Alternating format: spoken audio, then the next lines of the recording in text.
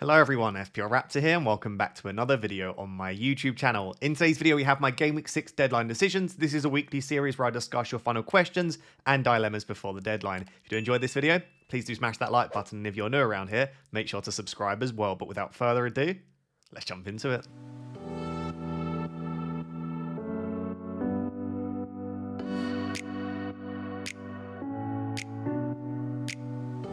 So guys, as always, let's start this video with the press conference updates as of Friday afternoon at 3 PM. Let's start with Erling Haaland. And for those of you that want to play the triple captainship this week, I would absolutely go ahead and do so because Pep Guardiola said that Haaland is ready for Game Week 6. And as of Thursday, we saw pictures of him in team training as well. So if there were any doubts around him, I expect the yellow flag to be removed as of me recording this. It looks like he will be good to go. I'm still getting a lot of questions around whether I would play the chip. If you've not seen my video from Thursday and you've still got time this afternoon or this evening, maybe after watching this, go and watch that one, because I have like a 6 to 8 minute section where I discuss the triple captainship and whether I would play it. If you don't want to watch that, the short of it is basically yes. If I didn't have the wildcard active myself this week, I would probably play it, but I don't necessarily think it's a no-brainer, and I do think there will be other opportunities to play it. But yeah, I probably would just play it this week. He's the best player in FPL at the moment. He's had 10 big chances, over 6 XG, and Burnley have been the worst defence in the league in terms of XGC. So Haaland triple captain gets a big thumbs up from me. I unfortunately can't do it this week. On Phil Foden, the man on the thumbnail, I am getting some serious last-minute temptation by Phil Foden. If you've watched my channel for a long time, firstly, thank you very much for watching my content for years. You will know the relationship I've had with Foden in FPL. Almost always, when I own Foden, he goes massive. There's a lot of players that I time terribly, and I always seem to get trolled when I own them. Every time I own Phil Foden, it tends to go quite well, and I'm super tempted to jump on him because he's the sort of player you would not want to own Phil Foden for a full season. If you were doing like a zombie team where you didn't make changes, he'd be a terrible pick. You want someone like Bruno who ticks along nicely. But if you jump on and off of Foden at the right points and can get a little bit aggressive with it, when he's on it, he can get 3 back-to-back-to-back double-digit hauls quite easily. And the quote from Pep was, feel free to go watch the entire press conference, by the way, because there was a bit more on it. But he said he wants to play every day because he's happy and has the joy to play. And that is the best sign that he is ready. It does feel like Phil Foden is in a moment right now where he looks more confident. He's starting to sort of dominate the games. And we've not really seen that from Foden for a little while now. My concern is the most dangerous thing an FPL manager can do, and there are many dangerous things, but the most dangerous is trying or expecting that you can predict Pep. Pep is an extremely unpredictable man, and I do not for a second think that I'm sitting here and saying I know when he's going to start certain players. But if I am to try and understand this, you've got a player that only a couple of years ago was the best player in the Premier League, or at least top 3, playing really well. He's clearly a form-based player and needs that momentum. And there is also a lot of psychological stuff going on there as well. It would be a great game to just put him back in and to just let him continue in that run of form. Now, I know that he played, I think it was like 81 minutes or something like that midweek. But he also made a comment that Foden and Nico O'Reilly are young players that don't necessarily need rests like the likes of a Bernardo Silva might. So I think there is a very good chance Foden starts this. But if you also told me that Foden played 0 minutes, 1 minute, 5 minutes, I'm not going to sit here and say, wow, I would be so shocked if Pep doesn't start Foden. And then that's the real concern. At the end of the video, I'm going to go back over my wildcard team and some of my thoughts as of this afternoon. Phil Foden is a player that I'm super tempted to get in, but you can only put Foden in if you accept the risk that comes with it, and knowing that even though he's playing fantastically, and even though on paper it makes sense to keep starting him, Pep doesn't always make sense on paper. So I'll leave it there. But yeah, Guardiola triple captain, Haaland triple captain sounds great. And I think Foden is a punt that could be worth taking. But I equally think Doku looks great as well at the moment, by the way. On Chelsea, PALMER apparently will be rested until the next international break. So if you've not seen what's going on with Cole Palmer, apparently Cole Palmer keeps feeling issues in his groin, but the scans aren't showing anything. So it's this little bit of confusion, I think, amongst probably the science team and the physio team of the scans aren't really showing much, but Palmer clearly has discomfort and pain. So what apparently they are doing is they're going to rest him up until the international break, which takes place between Game Week 7 and 8, and see if the pain improves, see how his discomfort is. Maresca keeps saying that he doesn't think Palmer needs surgery. I wouldn't be surprised if eventually surgery is required. So for me, If you've got Palmer, he's an absolute sell. He's too expensive. We don't even know if he will be back in Game Week 8. And even if he is back, there is a genuine concern here that he could continue re-injuring this, especially if they aren't able to identify exactly what's going on. And even if he's back in Game Week 8, he's not getting 90 minutes. So what you're looking at is back-to-back games where he doesn't play, maybe 60 minutes or so in Game Week 8, and then he could even re-injure that groin. So for me, Palmer is absolutely a sell. Wouldn't include him on a wild card. I suppose if you can cover him this week and you had a benching headache anyway, maybe you could keep for an extra week to see if we get some updated info. I would just say if you have Brighton attackers for some reason, maybe start them. Chelsea have a couple of defensive issues, and we know that if they start Sanchez or Jorgensen, it's not the best goalkeepers options that they have to choose from. But Tosin is confirmed out probably until the international break, and Fofana has a concussion and will miss Game Week 6. I think Chalobah is still the Chelsea defender if you're looking at overall value, and Cucurella is a fine option given he's okay for DEFCON, good attacking threat. So yeah, I think that for me, Palmer is a sell. On Liverpool, Slot said that for Isak, 90 minutes might be a bit too much for him, but it depends on the pace and intensity of the game. I think Isak starts. I do. Not only because Ekatike is suspended, but I also just think that they want to get Isak into a position where he can play consecutive games and can start to get close to 90 mins.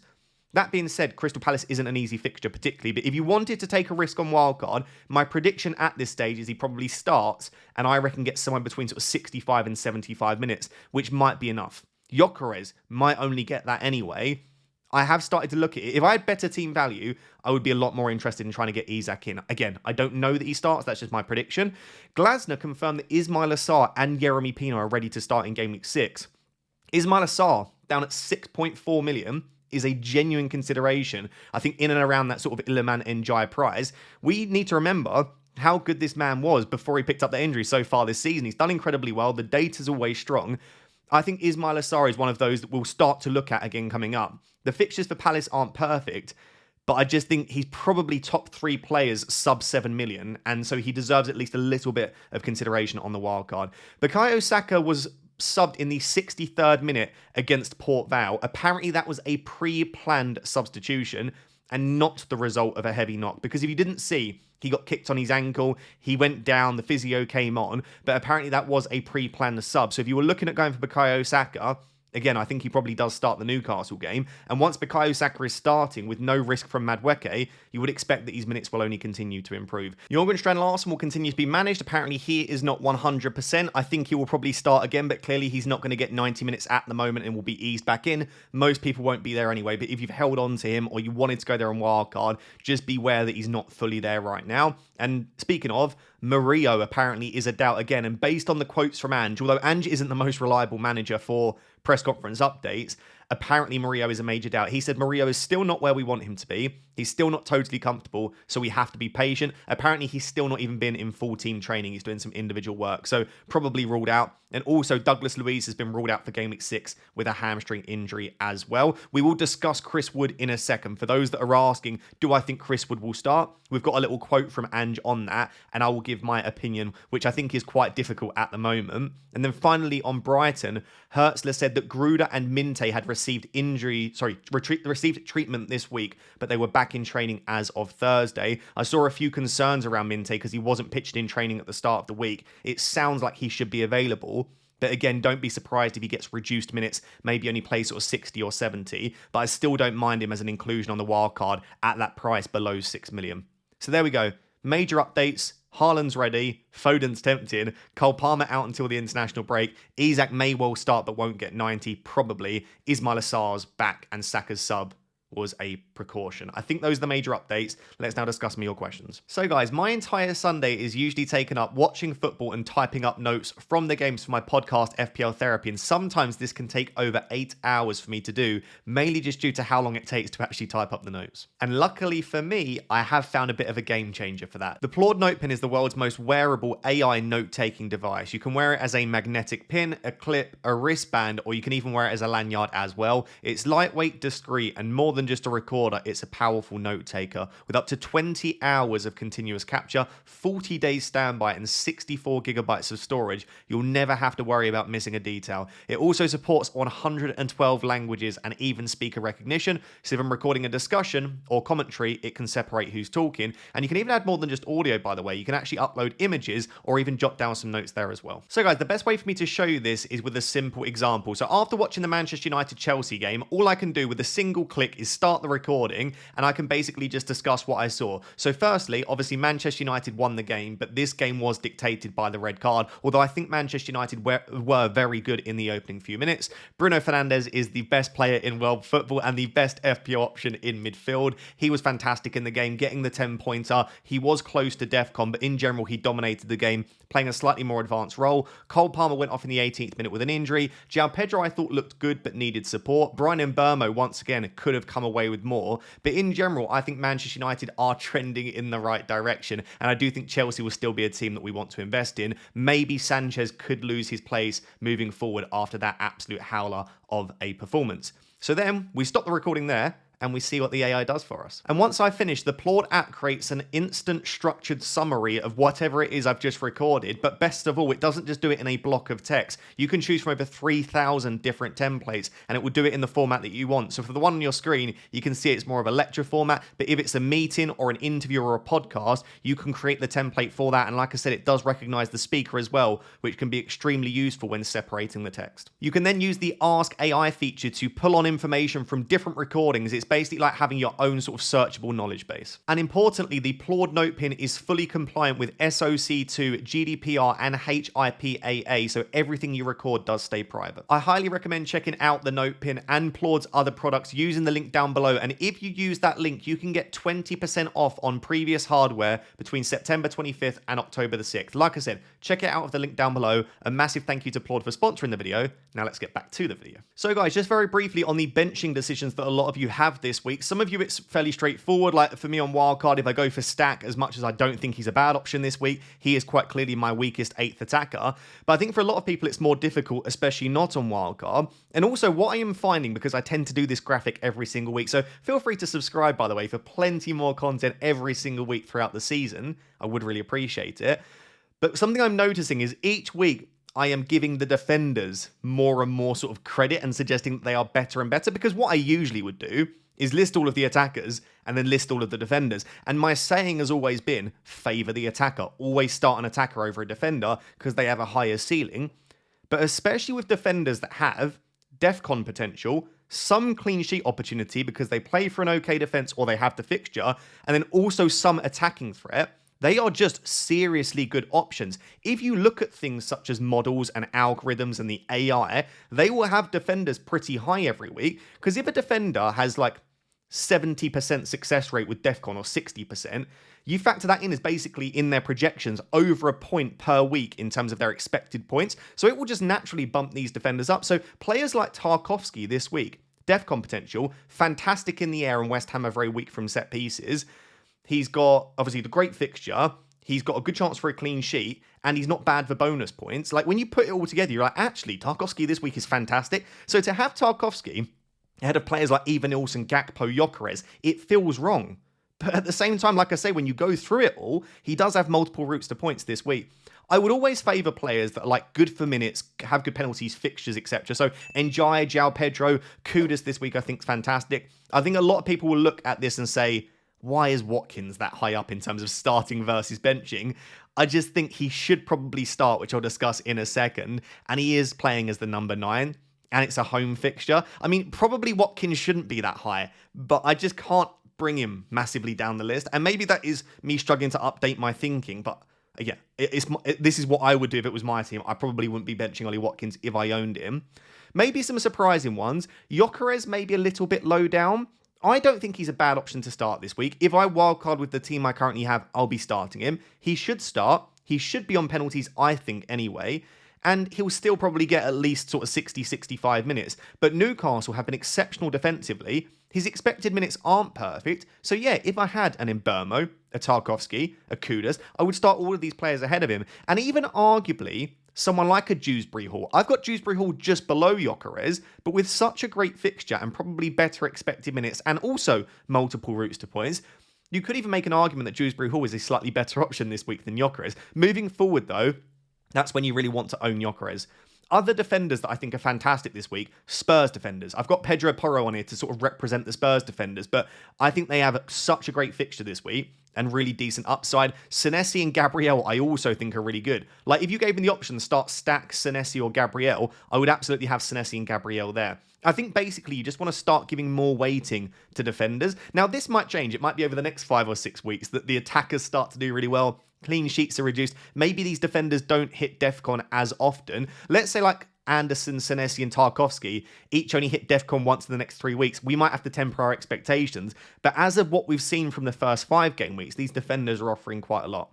You can look at the list yourself, obviously make the decisions. For me, I enjoy doing this each week because it's a bit of fun and a lot of you want my opinion. But with benching decisions, I always say you just got to trust your gut feeling. It's a one-off situation. Could Daniel Munoz score a goal and keep a clean sheet? Of course he could.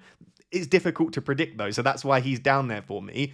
But yeah, in a one-off week, you've just got to trust your gut feeling because you'll at least feel happy with the decision that you make. So hopefully that's been helpful. I think for those on wildcard, the decisions are a little bit easier. For those that aren't, maybe you can find some upside in some of your picks. So the 3 players that I was getting a lot of questions around, again, mainly for those that aren't on wildcard, is Watkins, Rodgers and Wood. Are they a major risk ahead of game week 6? And I think the answer is yes in terms of reduced minutes. I think all 3 of these, there's no chance they get 90, especially Watkins and Wood. I think the way that they're playing right now, seeing the reduction in minutes also midweek, you might view that as a positive, right? Watkins and Wood, neither of them started midweek. You might say that's great. They were very well rested.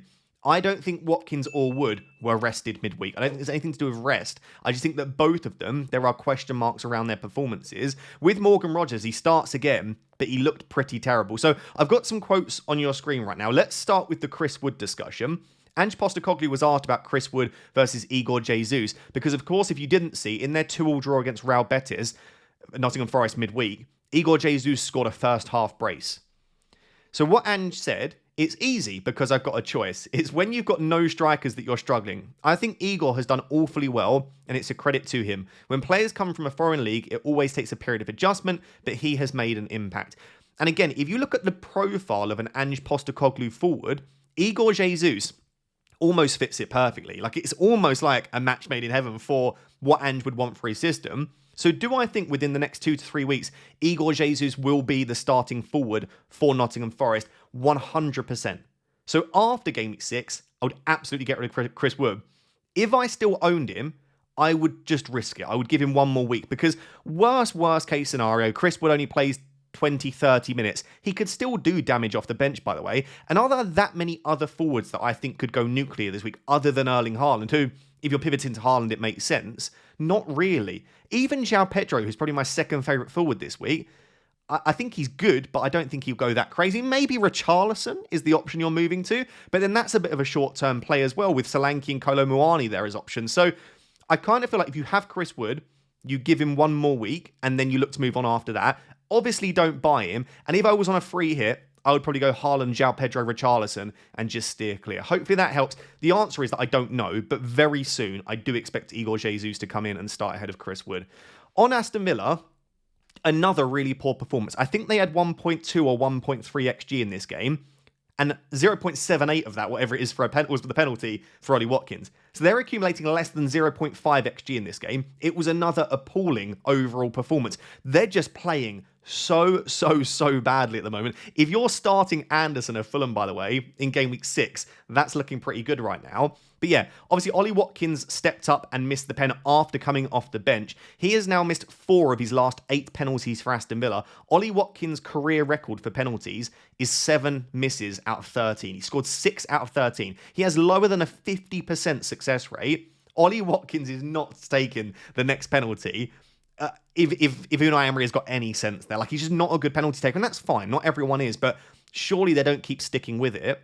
So yeah, if you were expecting Watkins to be on penalties, he looked like he was going to be, but missing another one, I can't see it now. Do I expect Watkins to start? Yes, Because I don't think what you do now after he misses a penalty is then just stick him on the bench. Watkins, in a similar way to some other players that we're looking at, like Phil Foden, these are sort of form and confidence-based players. You need Watkins in a good run of form, and slapping him on the bench after missing a pen, I don't think sits quite right with him. And they don't really have any other options. Playing like Gessend as the 9, or it just doesn't really work for me. So I expect Watkins to start. Don't expect him to get 90 minutes. Morgan Rogers is a tough one, though, because he did start midweek. And again, apparently one of the worst players on the pitch. Aston Villa fans are done with Morgan Rogers, and that's when you know it's bad.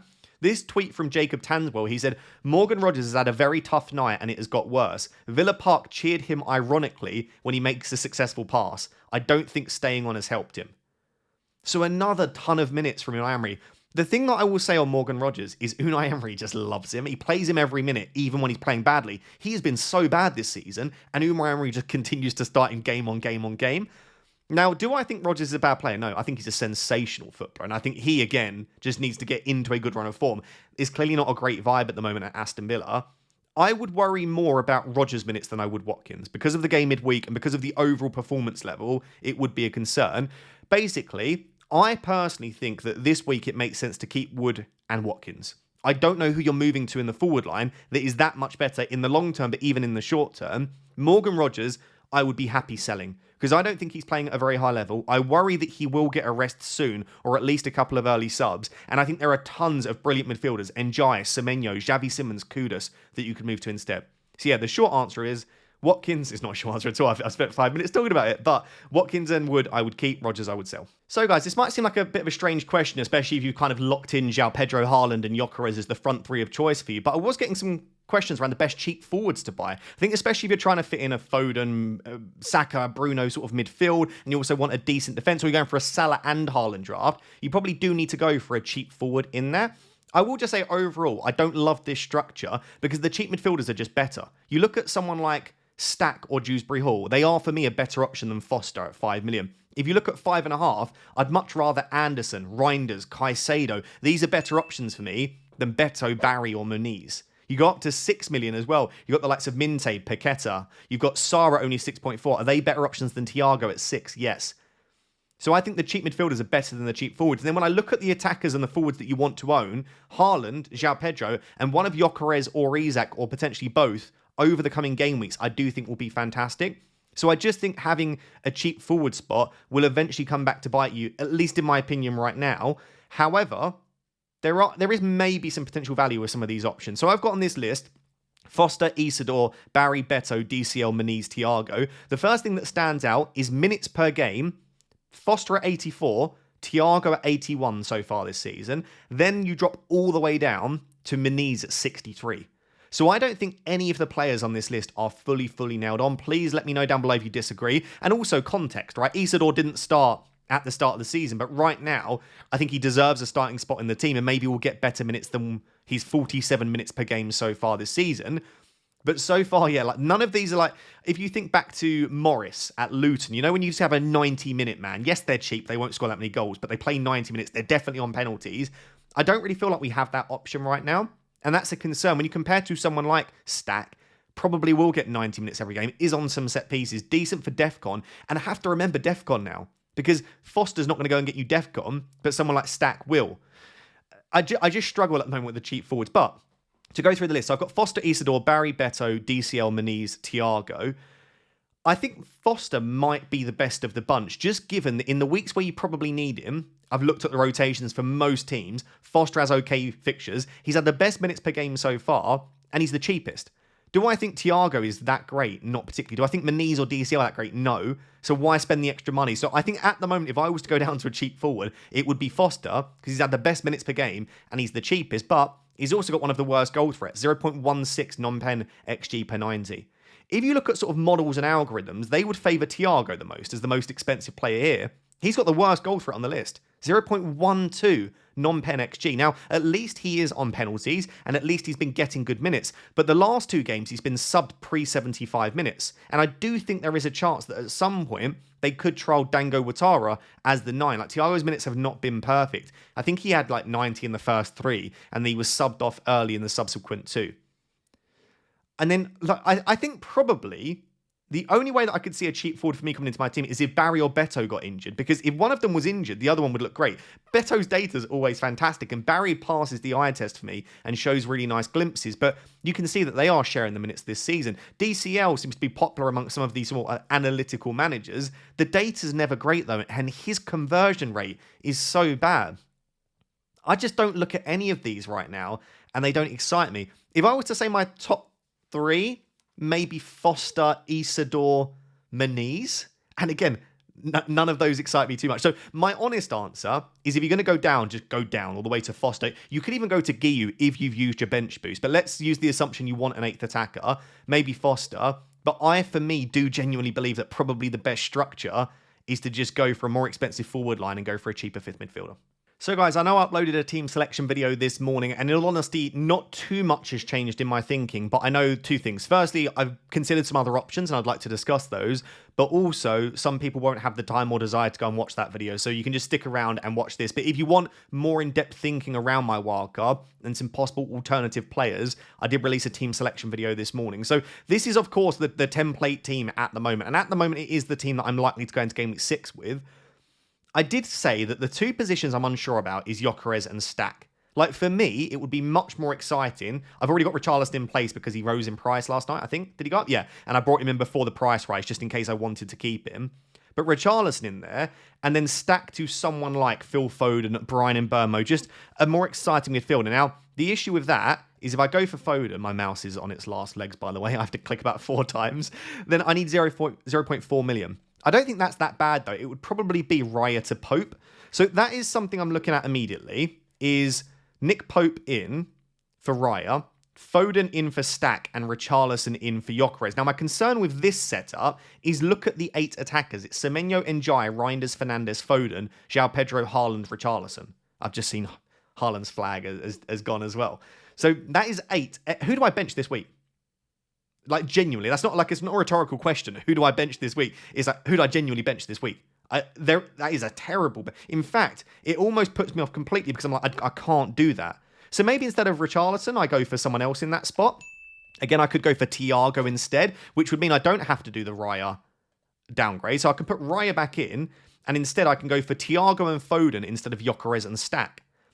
Or I could even, like I said, and take my own advice, if I'm going to go all the way down in that spot, I go and get... Oh, this mouse really is on its last legs. I go and get Foster instead.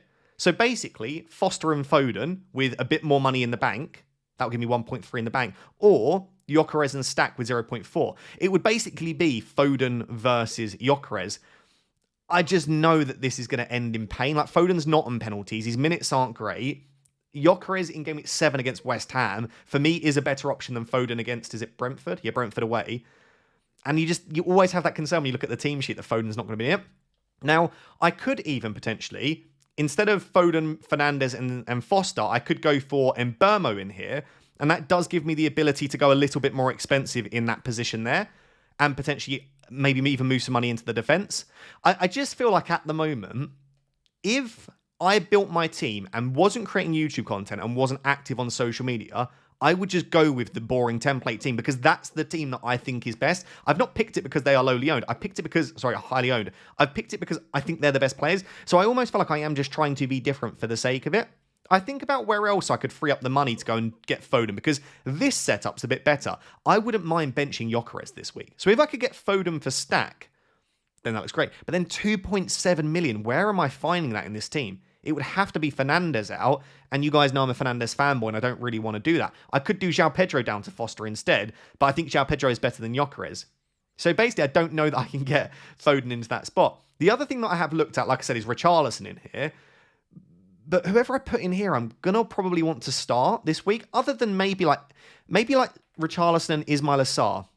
Something like that. That would give me 1.3 million as well. I could even go and get... I think is he 5.8 or is he 5.9? Yeah, Gvardiol. So Gvardiol, Sarr, Richarlison instead of Anderson, Stack, and Gyökeres. Maybe that's a bit exciting. I can start Richarlison this week. I can bench Sarr and have Ismail Assar coming in for the nicer fixtures. I can go and get Gvardiol into that defence. So it's Gvardiol, Tarkowski, Senesi, Gabriel. I can even play a back 4 some weeks. But then even this week then, with the defence, I'm benching Gabriel, potentially, starting Senesi, Tarkowski, Gvardiol. It just feels like the setup with Stack, the reason I like him isn't because it's him, it's because it's a 5 million midfielder. And so I just keep coming back to this idea of then if I can bench Stack this week, go for Gyökeres. And I just keep, so I've spent all day, by the way, tinkering with different options and ideas. And I just keep coming back to this same setup where I just think this overall structure makes a lot more sense. Now, if you had more team value, I really do think there is more you can do. Like, if you can go and immediately get Kudus in this spot, like, if I could just put Kudus in instead of Stack, I would. Someone messaged me this morning and said, can you not put Kudus in and then downgrade Tarkowski to Richards? If I could do that, I'd be extremely tempted, but I have terrible team value and I can't do that. So if I put Richards in for Tarkowski and Kudus in for Stack, I need to find 0.2 million. And at then that point, I then have to downgrade probably Raya to Pope. So it's 3 downgrades just to go and get Kudus in. And again, in a lot of weeks, this does cause a benching at 8 because you've got 8 extremely strong attackers. And I don't know that you necessarily need that. So there we go. Again, I don't feel like I need to justify my team or to try and explain why I am going for what feels like a template team. But as I said, and as I've always said, pick the players you think will get the most points. And I think this setup here, moving forward, is extremely strong. And the other thing I like about Gyökeres Fernandes Stack is you've got 2 penalty takers there, I think at least. Players that take set pieces in Fernandes and Stack. And again, the weeks where I want to bench boost, there are 3 weeks where I might bench boost. 8, 9, and 11. Burnley, West Ham, Forest. So in the weeks that I want to bench boost, I'm very happy to have him too. So yeah, a bit knee-jerky. I think the major criticism people have had is like, either they've even got Stack the same. I'd love Caicedo, by the way. If you could put Caicedo in that spot, go for it. Like, if you have better team value than me, there is so much more fun you can have. But unfortunately, because I've had a terrible start, I just don't have the money. Even someone like Anthony would be so much fun. Don't have the money. I just keep coming back to that, and I just don't think I want to make any other changes. So this is the spot here I think you have fun with. If you want to go fairly template, fairly ordinary, have some fun in that sort of 5th midfield spot. And if they're a great player for this week, just bench Gyökeres. So yeah, I think I've thought about it so much this week, but I would imagine that this is roughly what I go into the Game Week 6 deadline with.